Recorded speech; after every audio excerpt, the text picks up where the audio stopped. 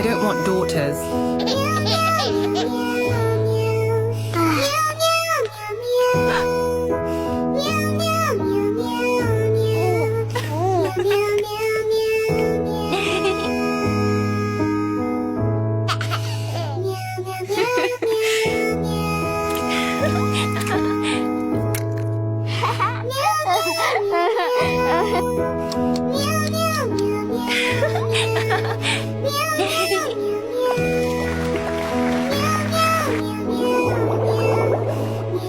My kids, I finally found you.